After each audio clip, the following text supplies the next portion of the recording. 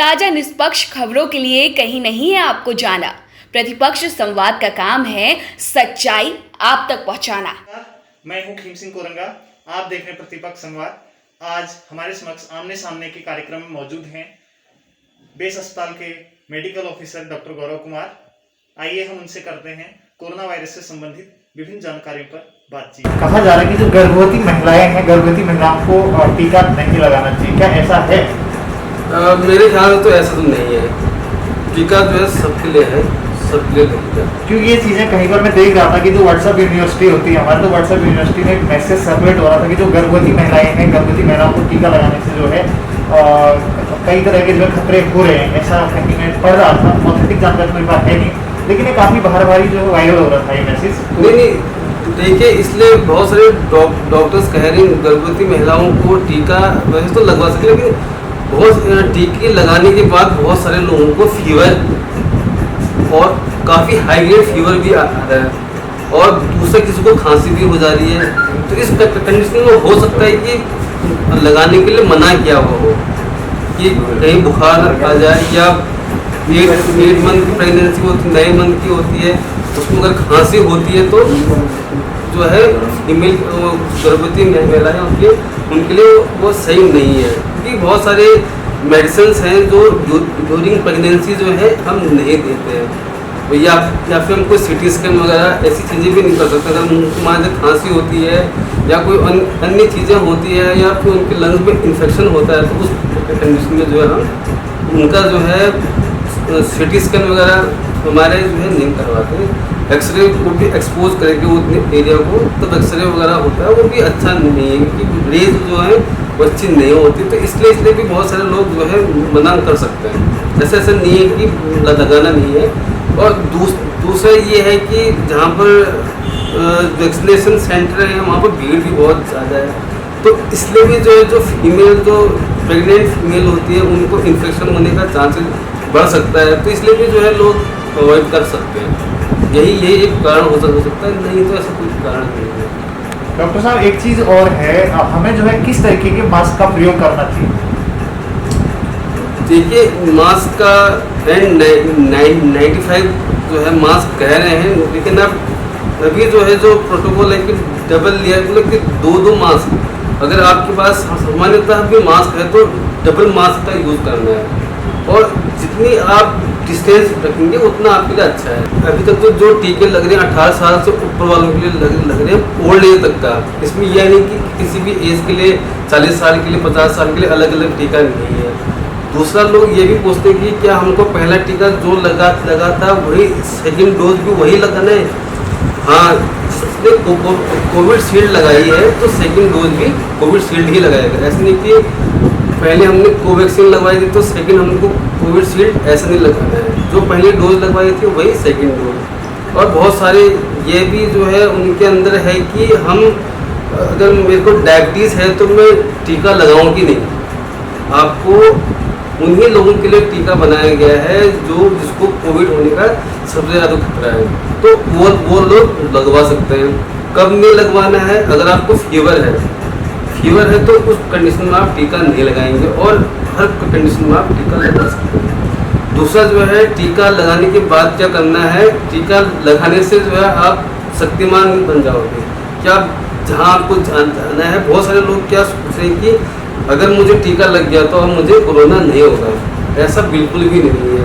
अगर आप सावधानी नहीं रखेंगे तो आपको फिर से जो है कोविड हो सकता है। चाहे आप पहली डोज लगाओ चाहे आप सेकंड डोज लगाओ, अगर आपने प्रिकॉशंस नहीं अपनाए तो आपको फिर से कोविड हो सकता है कि नहीं? रोज जो है डीप ब्रेथ, एक लंबी सांस लेंगे। सामान्यतः लोग 20 सेकंड, 30 सेकंड, 40 सेकंड तक अपनी सांस को रोक सकते हैं। तो ये बहुत अच्छी एक्सरसाइज भी है जिससे कि आपके फेफड़े भी स्वस्थ रहेंगे और आपको ये भी पता चलेगा कि आपको कोरोना है कि नहीं। सामान्यतः इंसान 30, 40, 50 सेकंड तक अपनी सांस को रोक सकता है।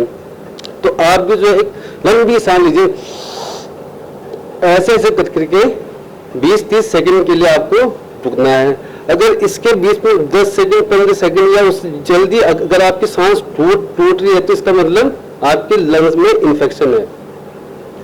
और आप जो है तुरंत जाके अपने किसी डॉक्टर से सलाह लेंगे या अपना एक्सरे कराएंगे या सीटी स्कैन करेंगे। जरूरी नहीं है कि आपको फीवर ही आए एकदम से। बहुत सारे मरीज ऐसे भी है कि जिनको सिर्फ जो है सांस लेने में दिक्कत हो रही है लेकिन फीवर नहीं है उनको, तो ये भी जो आप घर में कर सकते हैं। डॉक्टर साहब, कहा जा रहा है कि जो कोरोना है अपना स्ट्रेन जो है दिन प्रतिदिन चेंज कर रहा है, एक तरीके से अपना म्यूटेन या स्ट्रेन हम उसे कह सकते हैं।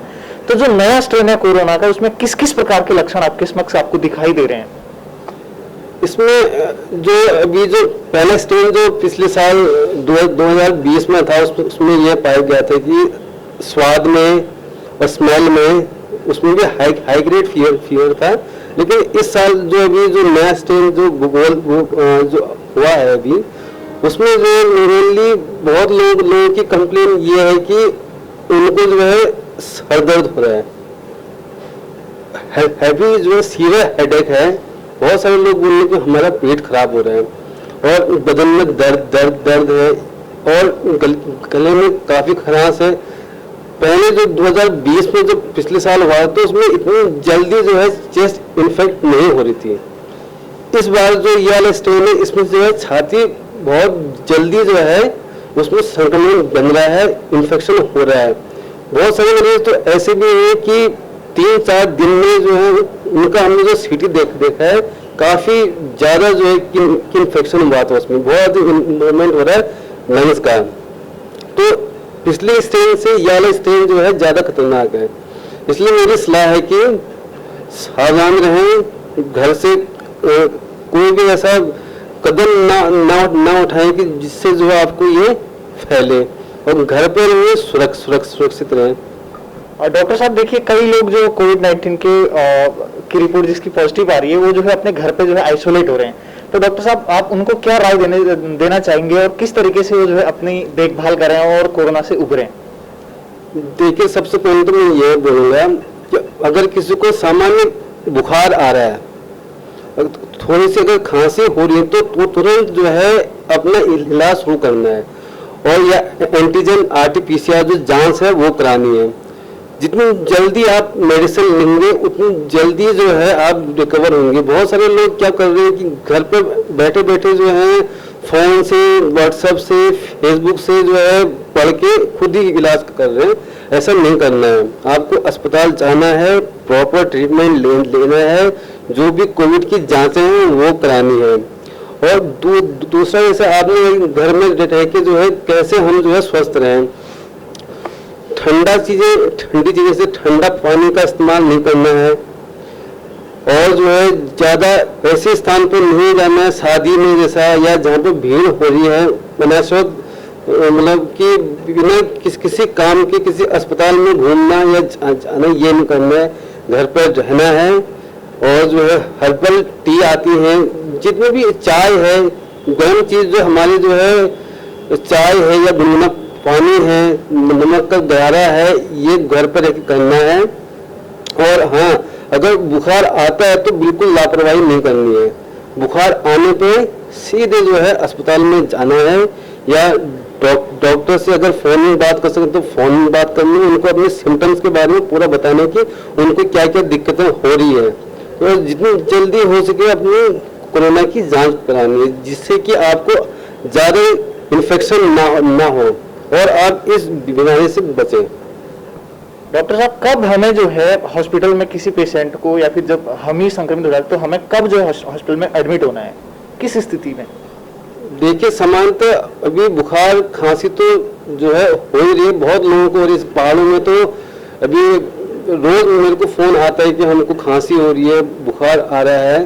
तो आप अपने घर पे जो है पल्स ऑक्सीमीटर सैचुरेशन को नापते रहें। अगर सामान्यतः जो है जो हमारा सैचुरेशन होता है, ब्लड में जो ऑक्सीजन की मात्रा होती है 94 से ऊपर होता है। ओल्ड एज में जो बुढ़ापे, जो ज्यादा बुजुर्ग लोग हैं, 70-70 साल के लोग हैं, उनका सामान्यतः 91-92 तो रहता ही है, इसमें पैनिक होने की जरूरत नहीं है।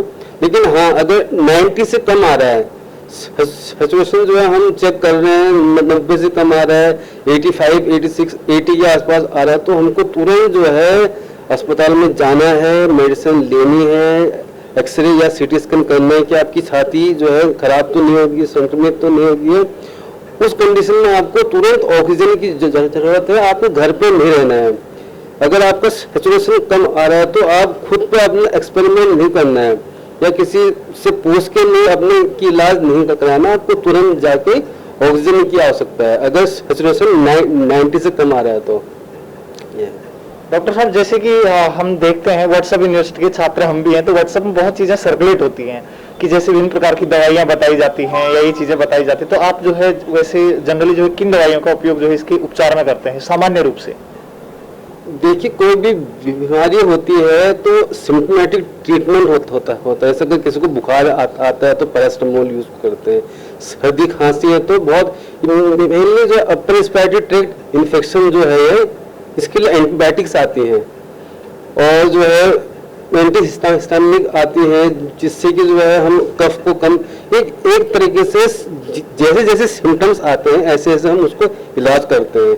हाँ, अगर बहुत ज़्यादा सीवियर है, अगर जो है मरीज को ऑक्सीजन की बहुत ज़्यादा मात्रा चाहिए होती है या फिर कोई सीपैप होता है ऑक्सीजन या वेंटिलेटर, तो उसके लिए हाई एंटीबायोटिक होते हैं जो उसको यूज कर रहे हैं। धन्यवाद डॉक्टर साहब। आप पब्लिक को लास्ट में क्या संदेश देना चाहेंगे? मैं तो यही बोलूँगा कि घर पर रहें, अपने परिवार के साथ रहें। अभी ये जो कंडीशन आ रही है बहुत ही क्रिटिकल है, हम तो रोज जो है फेस कर रहे हैं। काफ़ी यंगस्टर जो बहुत कम एज में जो है अभी जो है एक्सपायर हो रहे हैं, या मैंने अभी देखा है कि 30 ईयर, 24 ईयर, 20 ईयर ऐसे लड़के जो है जो हमारे देश के लिए बहुत कुछ कर सकते थे, ऐसे जो है लोग अभी एक्सपायर हो रहे हैं। तो ये जो है अभी बहुत क्रिटिकल माहौल है। मैं सबसे आग्रह करना चाहूँगा कि अपने घर पर रहें, अपने फैमिली के साथ रहें।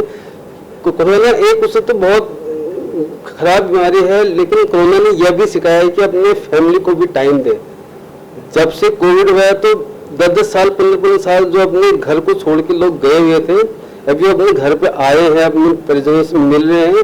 तो अपने परिजनों का ध्यान रखते हुए जो है घर पे रहें, हाथ धोते रहें, और बाहर जाने पर मास्क का उपयोग बहुत जरूरी है। बहुत सारे लोग बोल रहे कि मास्क लगाने से कुछ नहीं होता है। मास्क नहीं लगाने से बहुत कुछ हो सकता है। अगर जो आदमी यह सोच रहे हैं कि हम जो है नंगे हाथों जाएंगे, कहीं भी छू दे रहे हैं या कहीं भी रेस्टोरेंट में खा रहे हैं बिना सैनिटाइज के, या कोई भी जगह में घूम रहे, तो ऐसा नहीं करना है। अभी आपको जो है प्रिकॉशन लेने की बहुत सख्त जरूरत है। मास्क लगाएं, ग्लव्स लगाएं, और कहीं जा भी रहे हैं तो सुरक्षित रहें, दूरी बना के रखें, जिससे कि आप इतनी भयंकर जो बीमारी चल रही है उससे आप बचें। यही मेरी सबसे दरख्वास्त है। तो आज हमारे बीच मौजूद थे बेस अस्पताल के medical officer doctor Gaurav Kumar ji. तो डॉक्टर गौरव ने हमें जो है कोविड-19 के पुराने स्ट्रेन के बारे में और नए स्ट्रेन के बारे में हमें बताया। उन दोनों के बीच का जो डिफरेंस है या अंतर है उसको भी स्पष्ट किया हमारे सामने, और जो लक्षण है उन लक्षणों के बारे में भी बताया, और हम किस प्रकार से खुद को बचा सकते हैं, खुद के की परिवार को हम लोग बचा सकते हैं। ताजा निष्पक्ष खबरों के लिए कहीं नहीं है आपको जाना। प्रतिपक्ष संवाद का काम है सच्चाई आप तक पहुंचाना।